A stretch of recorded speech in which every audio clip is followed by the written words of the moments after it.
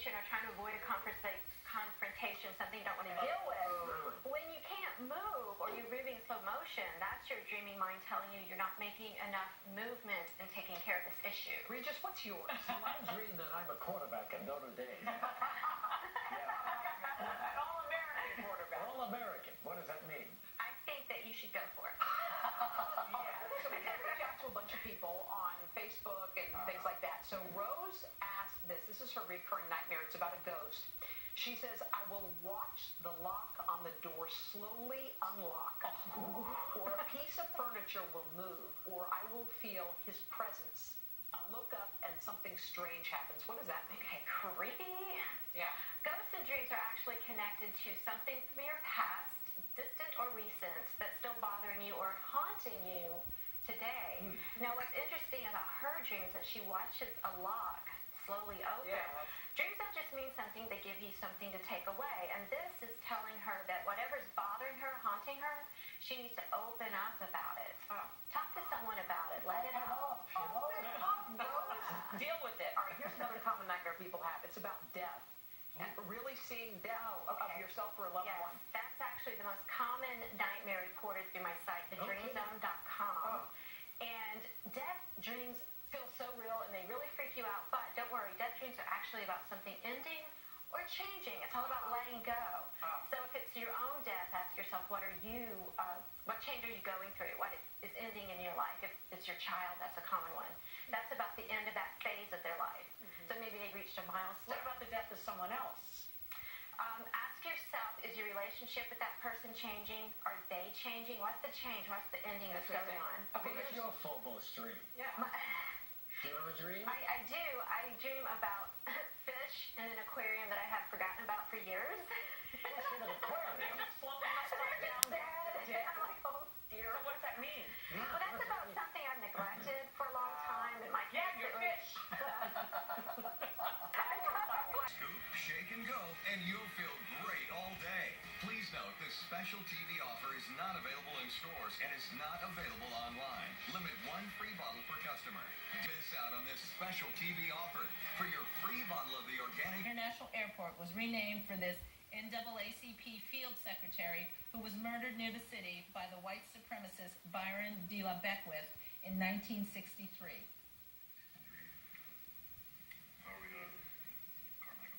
Carmichael. Medgar Evers. C. Jackson was founded in 1822 when the Mississippi State Legislature decided to relocate from this original capital city, which was on the southern end of a trail known as its namesake, Trace. Natchez. That is correct. Here is our next toss-up question. Version 2 of this protocol, which replaced version 1.1, was finalized by the Internet Engineer Ramey class. HTTP. That is correct. Here is your bonus question. The Buchner form of this device has a sidearm that allows a vacuum source to be attached. For 10 points each. A. Name this piece of laboratory glassware that typically has a narrow neck to minimize evaporation loss. Funnel. Funnel. Yeah. Funnel. Flask. Oh, it is flask. I thought it was a... B. This type of conical flask is named for a German chemist. Erlenmeyer. That's correct. C. Erlenmeyer's flasks are often used in the form of purification in which a material is dissolved in a solvent at an elevated temperature, then slowly cooled to remove any impurities. Distillation. No, it's recrystallization. Okay, here's our next toss-up question. This man stayed with a tanner in Joppa. Daniel, engineering. St. Paul. That's not correct. Where he was healed, Aeneas and raised Tabitha from the dead. In Capernaum, he is told to forgive his brother 70 times 7. In the book of John, Jesus thrice asked this man to feed my sheep, and he is later asked 3 times before the rooster crows if he knows Jesus. For 10 points, who is this disciple born Simon, whose Jesus renamed when he made him the rock of the church? Connor class. Peter. That is correct. Here Here's your bonus question. This poem's speaker tells the title character, I thought every German was you, for 10 points each. A, name this poem about a pantser man whose daughter exclaims, I'm through. No idea. Anything? Say anything. Daddy. Oh. B, the author of Daddy also referred to Germany in Lady Lazarus, which appeared in her posthumous collection, Ariel. Sylvia Plath. That is correct. Plath was married to this British poet laureate whose collection's birthday letters describes Plath's father as that German cuckoo. We had just known Daddy, though. Hughes. That is correct. Here is our next toss-up question. A chateau on an island in this lake functioned as a prison and is the setting of Lord Byron's The Prisoner of Chillon.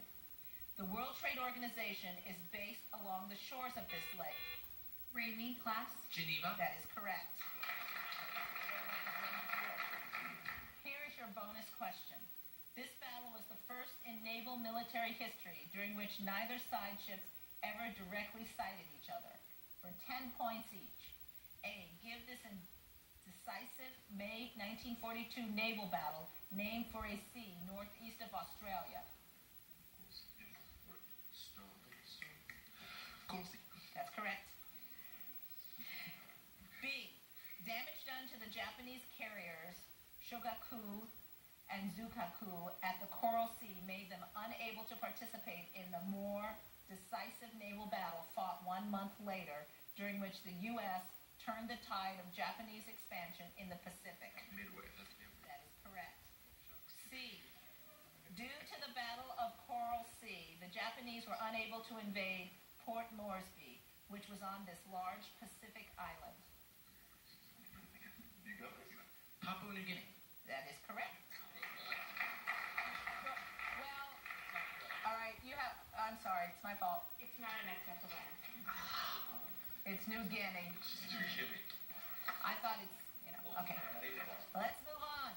Here's our next toss-up question. A 2012 film named for this man follows a character who goes to a factory in the Philippines to be injected with a virus so that he can maintain his genetically modified intelligence. That film named for him centers on Aaron Cross, an operative portrayed by Jeremy Renner. Well, Connor, class. Bored. that is correct.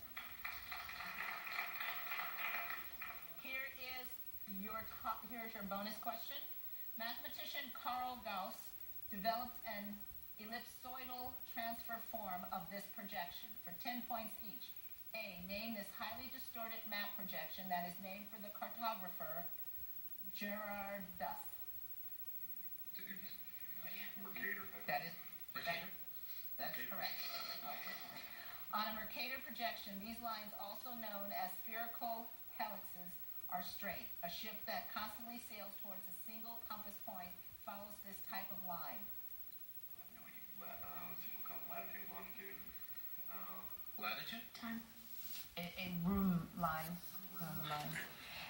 A Mercator projection depicts Africa as being rough.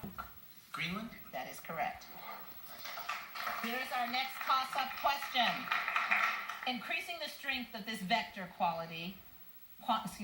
increasing the strength of this vector quantity above a critical value can induce a vortex. West, engineering. Magnetic field. You were right. All right. That ends the game. The final score is RA Full School of Engineering Maroon 15, College of Liberal Arts and Science Maroon 285. Thanks to all the players. You have done a terrific job. Congratulations to the College of Liberal Arts and Sciences, winner of the President's Cup and $24,000 in scholarship prizes. Again, congratulations to all our winners and to all the teams that took part in the Academic Bowl.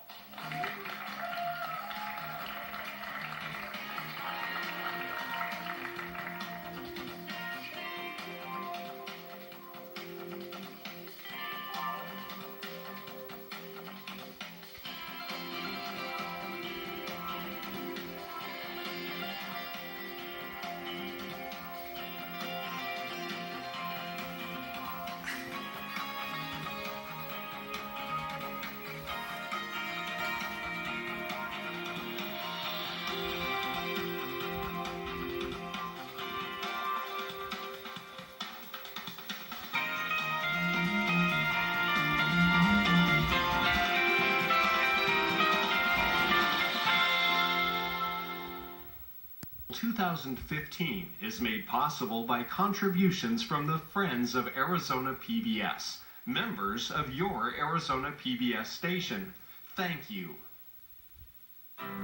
Explore new ideas and new worlds here on 8, Arizona PBS, a community service of Arizona State University.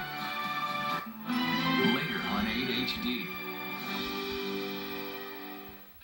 Next time on Austin City Limits.